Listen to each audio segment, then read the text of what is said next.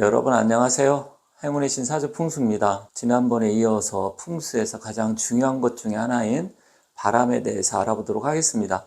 제가 말씀드렸지만 풍수의 이 개념 자체는 바람 풍자죠. 그리고 바람과 물의 관계, 거기다 지리라는 것은 땅의 이치, 이런 것을 알아보는 학문입니다. 그래서 풍수지리라고 합니다. 그런데 중요한 것은 이 바람과 물, 땅의 이치를 어떻게 아느냐가 중요하겠죠. 그래서 이것은 자연과학이다. 그리고 지리학, 지질학이다. 왜 그러냐면 이게 다 자연과 연관성이 있는 거잖아요. 그리고 우리 인간도 이 사람도 역시 자연의 일부이기 때문에 이 자연에 맞춰서 살아가야 되는데 이 기본 개념은 바람과 물, 땅의 이치를 어떻게 알고 또 어떻게 조화롭게, 조화가 일단 돼야 돼요. 그죠? 조화롭게 살아가느냐 이건데, 기본적으로 이 풍수지리에 중요한 것 중에 하나가 피흉치길이라고 합니다. 피한다. 뭘 피하냐? 흉한 것을 피하고 길한 것을 취한다. 그래서 피흉치길입니다. 뭐든지 사실 이 흉한 것을 피하는 게 우선이겠죠. 그리고 길한 것은 그 다음에 취해야 되는데, 사실 사람들은 기본 개념이 좋은 것을 먼저 찾으려고 합니다. 물론 그게 일견 틀린 말은 아니에요. 하지만 우리가 이 사람을 만날 때도 있잖아요. 이 좋은 사람은 사실 안 만나도 인생에 아주 커다란 변화는 사실 없어요. 물론 귀인을 만나서, 귀인이라는 것은 좋은 사람이죠. 그래서 귀인을 만난다. 뭐 이렇게 했을 때는 이 귀인 자체가 도움을 주니까 만나면 좋겠지만, 실질적으로 이 좋은 사람, 귀인 이런 건 안 만나도 흉악한 사람, 나쁜 사람을 만약에 만났다. 그러면 어떻게 될까요? 인생이 꼬여버리죠. 정말 흉악한 사람을 만난다. 아니면 사기꾼을 만난다. 아니면 배우자를 정말 흉악한 사람 만난다. 그러면 인생이 완전히 내가 아무리 팔자가 좋아도 꼬여버려요. 그래서 기본 개념은 뭐냐? 피흉치길. 그러니까 이 취하는 것은, 이게 길을 취하는 것은 나중이다. 그래서 풍수에서도 마찬가지로 장풍 득수의 줄임말인데, 사실 바람이 굉장히 안 좋아요. 그런데 장풍은 차지고 득수는 위상이라서 물이 더 중요하게 칩니다. 하지만 지금 제가 계속 바람에 대해서 말씀드리고 있기 때문에 물에 관계된 것도 차차 말씀드리겠지만, 가장 우선시해야 될 것은, 길한 것은 취하는 건 좋긴 하지만 흉한 거, 나쁜 것을 먼저 피하는 게 우선이다. 사람도 마찬가지고. 그런데 이 풍수에서 그 바람은 어떤 역할을 하느냐? 사실 바람이 굉장히 긍정적인 것도 많아요. 봄에 동남풍이 살살 불어오면 사람의 기분이 굉장히 좋아지거든요. 산들바람 뭐 이런 바람이 불어오면. 그런데 한겨울에 북서풍이 만약에 불어온다. 이 동남풍과 북서풍은 완전히 반대죠. 북서쪽이라는 것은 건방이고 동남쪽은 손방인데 이게 대칭 방향입니다. 그러다 보니까 완전히 북서풍에 폭풍 한설이 몰아치게 되면 사람도 움츠리게 되고, 동물도 역시 잘못하면 얼어 죽게 되고, 사람도 질병, 너무 추운 바람 많이 맞으면 당연히 질병에 걸리겠죠. 그렇기 때문에 이 바람이 안 좋은 건데, 그럼 풍수적으로 바람길을 피하는 게 우선입니다. 제일 먼저 바람은 살풍으로 보는데, 즉 산들바람, 좋은 바람도 있지만 기본적으로 바람이 너무 세면 이 살기가 있다라는 겁니다. 살기. 그래서 사실은 바람이 너무 세다. 그러면 안 좋아요. 그런데 이 바람은 센 곳이 어디냐? 주로 계곡 같은데, 이런 데 바람 세죠. 그리고 산능성이라고도 하고, 산능성 이런데, 그리고 바닷가, 해안가 이런 데도 안 좋고요. 또 많아요. 사실 너무 많은데, 그리고 강가 이런 데도 굉장히 안 좋습니다. 사실 이 강가 같은 경우 우리가 풍수에서 기본적으로 하는 배산 임수를 볼 때 뒤쪽에 산이 있고, 남쪽에 물을 맞이하면 좋긴 합니다. 그런 이유가 왜 그러냐면 산이 있다는 것은 바람을 막아주는 역할을 하죠. 사실 여기서 이 막을 방자, 이 방풍이 아니에요.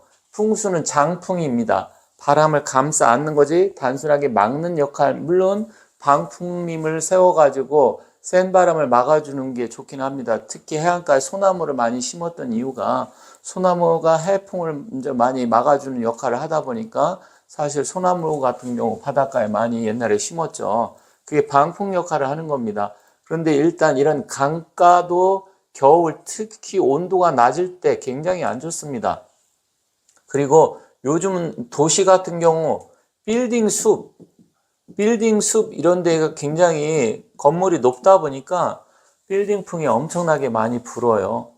그래서 이런 쪽은 안 좋아요. 특히 빌딩 숲을 이루고 있는데 그 빌딩 사이가 좁으면 거기 바람이 엄청나게 셉니다. 혹시 서울의 이 강남 같은데 테헤란로라든지 아니면 고층 아파트 사이에서 특히 추울 때 엄청나게 세찬 바람 몰아치는 거 여러분들 그런데 사시는 분은 아마 많이 느끼셨을 거예요.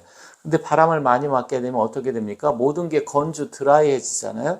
그렇게 되면서 사람도 역시 막 바람을 맞게 되면 눈을 뜰 수가 없고 나중에 바람 많이 맞으면 어질어질해져요. 그 이유는 뭐냐면 기압 차이 때문에 바람이 생기는 거잖아요. 사실 공기가 없으면 진공 상태면 바람도 없습니다. 기압이 고기압과 저기압 차이 때문에 결국 바람, 폭풍, 태풍 이런 게 일어나는 건데 그게 세면 역시 살풍이 돼서 사람한테 좋지 않다라는 거죠. 이런 살풍이 있습니다. 그래서 살풍을 말씀드리는 거고 또 한 가지는 우리가 바람을 그러면 어디를 통해서 들어오느냐? 집 같은 경우도 마찬가지인데 집은 주로 현관을 통해서 아니면 창문을 통해서 들어오죠. 그런데 대체적으로 이제 창문 같은 건 환기를 시킬 때 뭐 매일 열어놓고 사는 건 아니지만 환기를 시킬 때 활용을 하지만 한번 특히 겨울에 바람 많이 불 때 한번 열어보세요. 순식간에 바람이 확 쏟아져 들어옵니다. 그러면 사람이 움츠리게 돼요. 그리고 바람을 많이 맞게 되면 사람의 이 기운을 빼앗아 갑니다. 이 기가 빼앗긴다라는 거죠. 그러면 결국 정신이 혼미해져요. 그리고 사람 피부도 건조해지고 이러다 보면 나중에는 정신이 혼미해지면 어질어질해지고 그렇게 돼서 그걸 계속 맞게 되잖아요. 그럼 나중에 건강이 굉장히 나빠집니다. 그래서 이 이야기는 뭐냐? 결국 우리가 뭐 계곡에 살던 산 능선 바닷가 사시는 분들 이런 분들은 좀 불리하다 이 말씀이에요. 그러면 또 이렇게 생각하시는 분 계실 거예요. 아니 난 지금 거기서 뭐 10년 20년 살았는데 아직까지 별탈 없었다. 그 이야기는 지금까지 별탈이 없어도 그게 몸 안에 뭔가 나쁜 기운이 축적이 되면 결국 나중에 어떻게 될까요? 건강이 나빠지겠죠. 그래서 지금 괜찮다. 그동안 탈 없이 살아왔다. 물론 아주 건강하고 또 해안가 바닷가 아니면 계곡 뭐 이런 쪽인데도 정말로 아늑한 자리에 있다 하면 충분히 바람을 장풍 역할을 해주기 때문에 뭐 괜찮을 수 있습니다. 하지만 이런 쪽에 살면 불리하다. 그래서 내가 평소 몸이 혈액순환이 안 좋고 아니면 뇌졸중 뭐 그런 경험이 있고 당뇨, 고혈압 이런 분 있잖아요. 특히 바람 많은데 피하셔야 됩니다. 아파트도 마찬가지예요. 아파트 같은 경우도 주변에 딱 이렇게 건물이 잘 감싸져 있는 데는 괜찮은데 뒤쪽에서 바람이 세게 불어온다라든지 아니면 앞쪽에 너무 뻥 뚫렸는데 바람을 세차게 맞는다라든지 아니면 나홀로 아파트나 고층 아파트 있잖아요. 적어도 주변에서 뭔가 바람을 막아줘야 되는데 그런 역할을 하는 그런 게 하나도 없다. 그러면 결국 아까 피흉, 치길 해야 되는데 피흉, 이 흉을 피하기가 어렵다.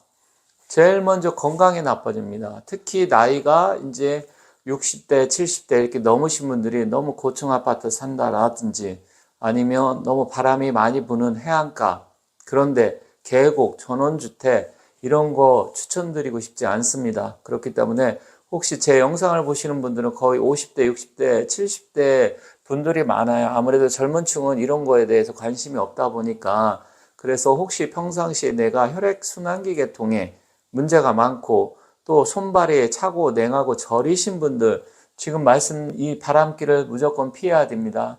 이게 세지면 나중에 살풍이 돼 버리는 거예요. 그리고 사람은 이 기압차를 자꾸만 겪게 되면 너무 높은 데 많이 올라가게 되면 아무래도 높은 데 같은 경우는 기압 차이가 생겨가 기압이 낮잖아요.